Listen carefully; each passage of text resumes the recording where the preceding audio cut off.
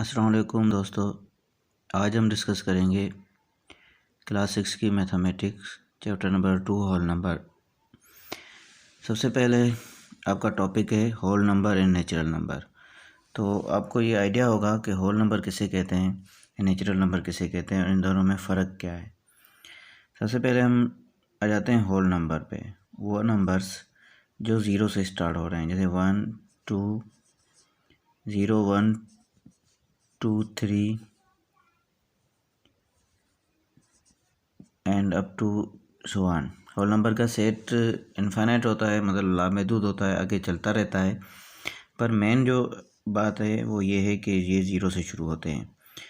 और दूसरा जो इनको हम होल नंबर कहते हैं, numbers which start from zero. देखो ये यहाँ पर ज़ीरो से स्टार्ट हो रहे हैं तो हम कहेंगे ये होल नंबर है।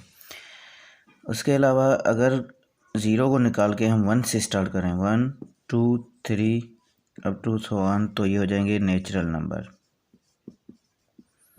अगर ज़ीरो से स्टार्ट हो रहे हैं तो वो हैं होल नंबर, अगर 1 से स्टार्ट हो रहे हैं तो वो है नेचुरल नंबर। इतना सा बेसिक कॉन्सेप्ट आपको अगर समझ में आ गया तो उसके बाद इस चैप्टर में सिंपली कुछ क्वेश्चन बेसिक लेवल के पूछते हैं। जैसे स्मॉलेस्ट नेचुरल नंबर कौन सा है, मीन्स 1 क्या है, ये स्मॉलेस्ट नेचुरल नंबर है, स्मॉलेस्ट नेचुरल नंबर 1 छोटा नेचुरल नंबर है। और स्मॉलेस्ट होल नंबर कौन सा है, ज़ीरो है, स्मॉलेस्ट होल नंबर है पर स्मॉलेस्ट होल नंबर है। तो इस तरह से अगर आपके कुछ एक्सरसाइज में क्वेश्चन आते हैं कि क्या ये पॉसिबल है कि smallest whole number smallest natural number, तो आप कहोगे यस इट इज़ पॉसिबल, क्योंकि हम पता है स्टार्टिंग वाले स्मॉलेस्ट हैं। अगर आपसे पूछा जाए कि लार्जेस्ट होल नंबर और लार्जेस्ट जो हैं वो नेचुरल नंबर, क्या होल और नेचुरल लार्जेस्ट पॉसिबल हैं, तो हम कहेंगे नो, ये दोनों पॉसिबल नहीं है। इसके अलावा आपके क्वेश्चन जो है एक्सरसाइज में इस तरह आते हैं कि find the sum of smallest 5 digit number. अब जब कहे स्मॉलेस्ट 5 डिजिट नंबर तो हमें नंबर कोई गिवन नहीं होगा, हम अपनी तरफ से नंबर लिखेंगे जिसमें 5 डिजिट होंगे। तो ज़ीरो के बाद आप 1 के बाद आप 4 ज़ीरो दे दो तो ये 5 डिजिट हो जाएंगे और ये स्मॉलेस्ट नंबर हो जाएगा। याद रखो, जब भी स्मॉलेस्ट की बात करें तो वो आप ज़ीरो वालों कंसीडर करेंगे, मतलब 1 के बाद आप 0 0 दे देंगे। अगर 5 डिजिट कह रहा है तो 4 ज़ीरो आएंगे, अगर 6 डिजिट कह रहा है, 7 डिजिट कह रहा है, जितने भी आप काउंट करके 0 दे दोगे। लार्जेस्ट 4 डिजिट नंबर का है, अगर लार्जेस्ट वाले में आप 9 लिखोगे, ये देखो लार्जेस्ट 4 डिजिट नंबर होगा। इन दोनों को सम कर लेंगे, मतलब ऐड कर लेंगे, तो हमारा क्वेश्चन जो है हल हो जाएगा। तो यहाँ तक आपका जो है वो बेसिक कॉन्सेप्ट क्लियर हो गया होगा कि नेचुरल नंबर किसे कहते हैं, होल नंबर किसे कहते हैं। इन दोनों में फ़र्क, थोड़ा बेसिक फ़र्क है।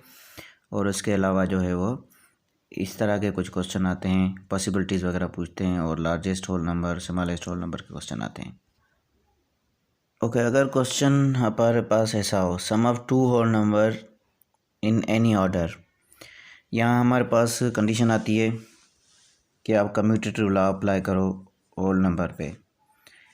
तो कम्यूटेटिव लॉ की आपको कंडीशन या आपको रूल्स पहले ही पता है कि कम्यूटेटिव लॉ किसे कहते हैं और वो कितनी वैल्यूज़ होती हैं।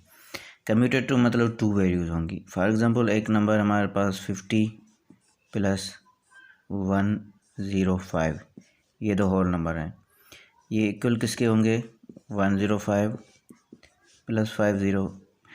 तो आपके बुक में एक स्टेटमेंट है कि sum of 2 whole number in any order is always whole number. इन दोनों को अगर ऐड करें ये हो जाएगा 155, अगर यहाँ पे भी ऐड करें तो 155। ऑर्डर देखो, तरतीब हमने चेंज कर दिया, आगे पीछे लिख दिया, उसका कोई फ़र्क नहीं पड़ेगा। सम ऑफ 2 होल नंबर आपके बुक की स्टेटमेंट जो है ना वो करेक्ट होगी। कम्यूटेटिव के बाद आपके बुक में जो है वो एक और लॉ है जिसको कहते हैं एसोसिएटिव लॉ। एसोसिएटिव वर्ड से आपको पता चल जाएगा कि हमेशा 3 वैल्यूज़ कंसीडर होती हैं। तो असिस्टिव लॉ के हिसाब से हम 3 वैल्यूज़ कंसीडर करेंगे। जैसे एक वैल्यू हमने ली 5 प्लस, फिर ब्रैकेट में लेंगे 60 प्लस 70। अब उस साइड पे जो है वो 5 के साथ हम 60 प्लस कर लेंगे और वो ब्रैकेट में रखेंगे, 70 हम बाद में रखेंगे। देखो तरतीब हमने चेंज कर दी, ऑर्डर हमने चेंज कर दिया।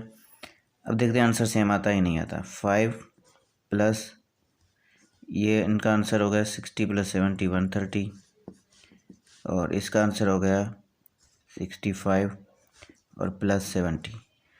130 में अगर 5 प्लस करें तो 135, और 65 में अगर 70 प्लस करें तो ये हो जाएगा 135। देखो आंसर दोनों साइड पर सेम आया, तो ऑर्डर चेंज करने से कोई होल नंबर की एडिशन के दौरान डिफरेंस नहीं आएगा। इसके अलावा हम यहाँ पर कुछ और रूल डिस्कस कर लेते हैं। Product of 2 whole number is always a whole number. ये भी चेक कर लेते हैं कि वाकई ये सही है या नहीं है। फॉर एग्ज़ाम्पल यहाँ पर हम 5 ये होल नंबर है और इसको मल्टीप्लाई कर रहे हैं 5 से, तो ये 25 होगा। चलो ये तो हमने सेम ले लिया, इसको इग्नोर करते हैं।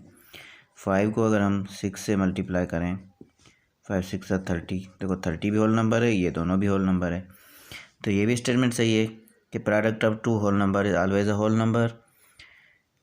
यहाँ तक हमारा एडिशन और प्रोडक्ट और एडिशन और सब्ट्रैक्शन का रूल सेम होता है। ये दोनों लॉ एक ही मतलब कंडीशन में अप्लाई हो सकते हैं, ये भी अप्लाई हो गया।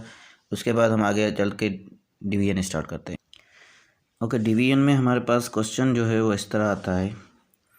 फॉर एग्जांपल डिस्कस करके डिवाइड 435 बाय 3, इस तरह क्वेश्चन है। यहाँ पे लिखा हो डिवाइड। तो हम कैसे करेंगे? सबसे पहले हम डिवीजन स्टार्ट करते हैं और उसके बाद इन डिवीजन में क्या क्या रूल यूज़ होते हैं वो भी मैं बता देता हूँ आपको। 435 को डिवाइड करना है 3 से। पहले हमें पता होना चाहिए कि जो वैल्यू डिवाइड हो रही है उसको क्या कहते हैं। ओके, यहाँ पे हम थोड़ा मैंने इसको सॉल्यूशन कर दिया कि अगर 435 को अगर 3 से डिवाइड कर रहे हैं तो पहले 4 पे 3 का टेबल 1 टाइम, 1 रिमाइंडर बचेगा, 3 नीचे लगेंगे। फिर 13 पे 3 का टेबल 4 टाइम लगेगा, फिर 1 नीचे आएगा, फिर 1 बचेगा, 5 नीचे आएगा, फिर 5 टाइम लगेगा। अब बताने की जो कंडीशन है वो ये है कि हम इन वैल्यूज़ को क्या कहते हैं। जैसे यहाँ पर जो वैल्यू डिवाइड हो रही है उसको कहेंगे डिवाइडेंड, ये लिखा है डिवाइडेंड। और जो नंबर डिवाइड कर रहा है उसको कहेंगे डिवाइज़र। जो आंसर आएगा उसको कहेंगे क्वोशंट, और जो नीचे बच गई वैल्यू उसको कहेंगे रिमाइंडर। ठीक है, ये आपको कंडीशन याद रखने हैं।